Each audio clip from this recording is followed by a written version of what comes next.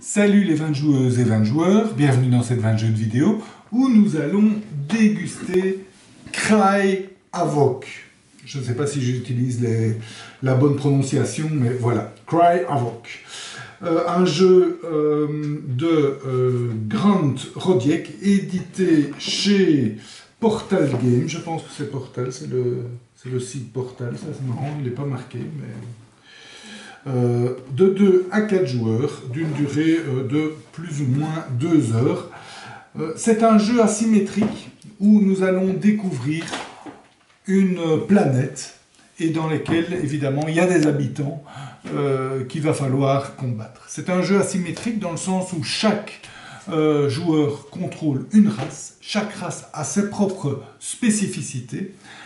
Et voilà. Et donc on peut jouer à 2, chacun contrôle une race, à 3 aussi. Mais à 4, ce qui est marrant, c'est qu'un des joueurs contrôle les aliens, tandis qu'à 3, les aliens jouent automatiquement et sont des bébêtes au milieu qu'il va falloir combattre. Alors comment ça se passe? Le jeu se joue en 5 rounds, peut-être 4 en fonction de certains événements et si les joueurs scorent plus rapidement, mais donc c'est 4 ou 5 rounds. Et à chaque round, on a 3 tours d'action. Donc les joueurs pourront à leur tour faire 3 tours d'action. On commence par un petit événement qui va donner certains bonus, mais vraiment très légers. Et puis, on pioche 4 cartes. Donc, c'est un mini deck building. On a, vous voyez, on a une main de cartes qui est spécifique à votre faction. Donc, vous voyez ici la faction des humains. C'est la faction jaune. Elle a des structures qu'elle peut construire. Et elle a 2 habilités propres à elle, ainsi qu'un paquet de cartes propres à elle. Dans le jeu, on va être amené, on va pouvoir gagner des cartes qui se trouvent ici. Mais, soyons honnêtes, très peu. Donc 2, 3, 4 cartes en général par partie. Donc c'est pas vraiment un deck building, c'est plutôt un deck improvement. On va améliorer son deck sans plus. Voilà. Alors, on joue donc, je vous dis, à chaque tour, on joue 3 tours d'action. Chaque tour d'action consiste à jouer des cartes de sa main. Donc, au départ, on pioche 4 cartes, et puis on peut en jouer autant qu'on veut à chaque tour d'action. Et chaque carte va nous indiquer l'action qu'on veut faire. Enfin, c'est-à-dire qu'on va d'abord déterminer l'action qu'on veut faire, et puis on va jouer les cartes. En gros, on a 3 grandes actions qu'on peut faire. C'est soit ce que vous voyez en haut de la carte ici, c'est-à-dire... les flèches, ça veut dire bouger. Soit la deuxième ligne, construire des nouvelles unités. Et la dernière ligne, avec la clé anglaise, c'est construire des structures et les activer. Construire des nouvelles unités, eh bien on va placer des unités à soi sur son headquarter qui est ici sur le plateau.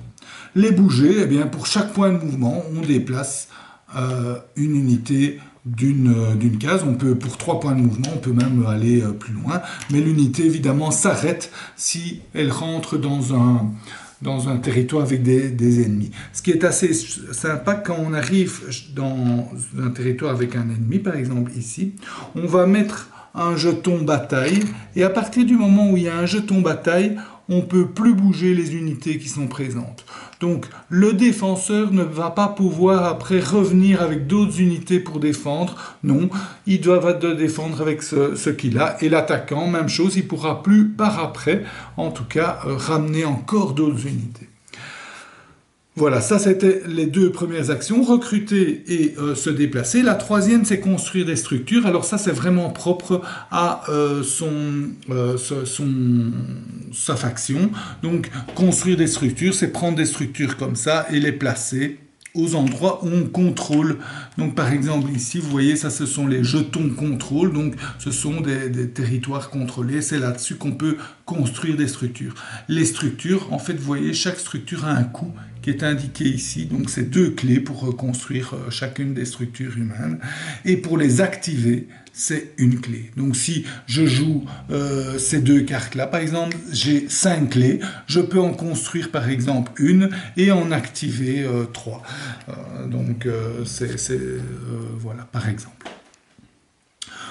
Les structures sont vraiment spécifiques à chaque faction, donc je ne vais pas toutes vous les expliquer, mais souvent elles vont donner des avantages en bataille, elles vont permettre de tuer des unités, de prendre le contrôle de territoire, de générer des points de victoire. Ça c'était la troisième action. La quatrième action qu'on peut faire, c'est piocher simplement 2 cartes et en garder une. On peut les piocher de son propre paquet ou d'un des 4 paquets qui se trouvent ici. La particularité de ces paquets est double. La première, c'est qu'elle vous donne on sait que les cartes de ce paquet-là vont nous donner 2 mouvements. Là, 3 clés anglaises. Là, 1 de chaque avec la possibilité de piocher une carte en plus. Et là, un recrutement de 2. Donc déjà, rien que ça, c'est déjà pas mal. C'est déjà plus que ces cartes de base.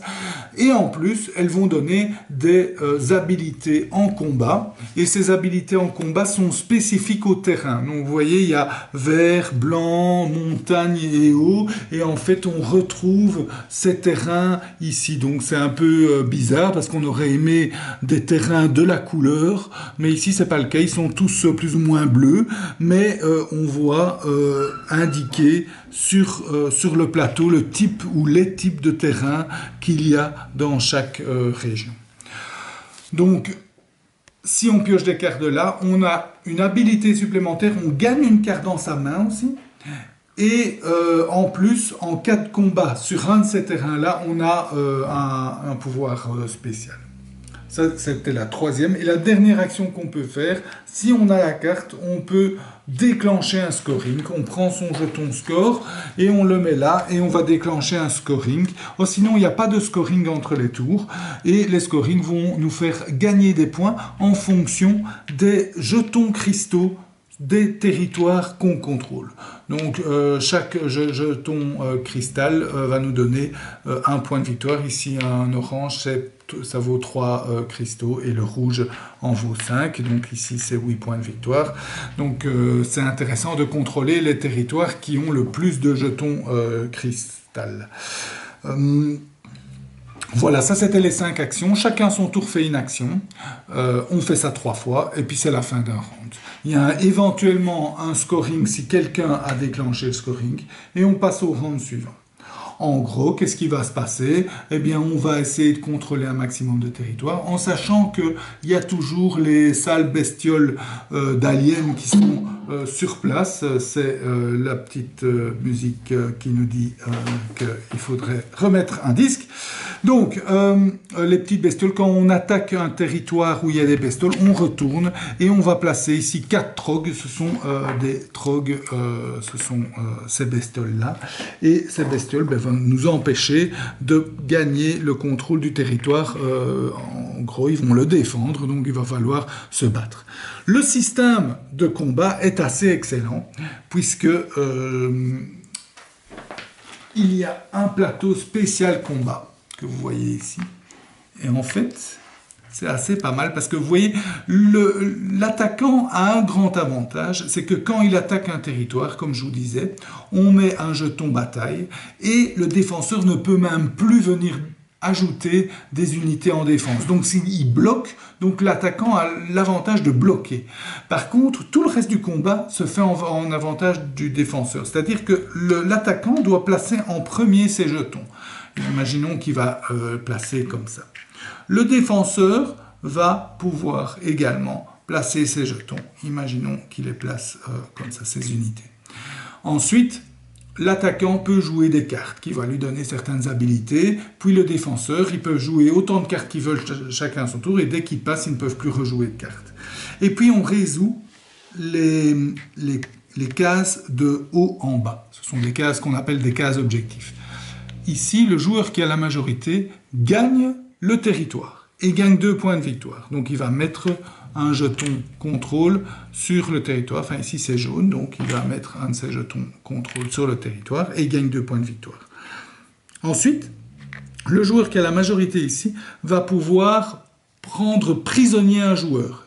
un jeton. Imaginons qu'ils prennent, c'est mal joué, mais sinon, ouais, on va dire ici. Bien joué, il va prendre celui-là.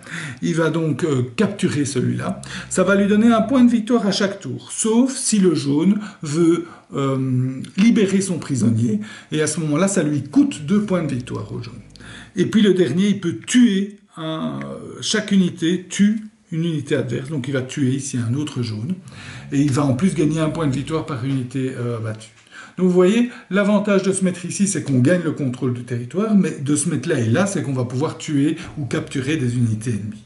Voilà, c'est comme ça que se déroule un combat, donc des cartes éventuellement, mais très peu, et aucun jet de dés, donc un système vraiment bien imaginé et très original. Voilà, on est plus ou moins au bout de l'explication. L'objectif principal du jeu, c'est de gagner un maximum de territoire pour avoir un maximum de cristaux. C'est comme ça qu'on gagne la partie. Maintenant, chaque faction est très différente. Donc on a une faction qui va être un peu subtile, qui elle ne va pas contrôler beaucoup de territoire. C'est celle des Pilgrims, les bleus, qui vont plutôt gagner des points de victoire en engrangeant au sein de sa forteresse des points de victoire grâce à ses cartes et ses habilités spéciales. Les rouges, c'est vraiment des rentre-dedans, donc ils ont une puissance d'arme à feu incroyable, ils vont pouvoir tuer énormément d'unités adverses et pouvoir donc grappiller et prendre pas mal de territoire. Les jaunes, eux aussi, c'est un peu subtil, eux, ils vont gagner, les humains, ils vont gagner des points de victoire, principalement en contrôlant un maximum de territoire. Ils vont pouvoir aussi, ils ont la particularité de gagner plus facilement des territoires que d'autres, en tout cas prendre le contrôle, sans pour autant se battre.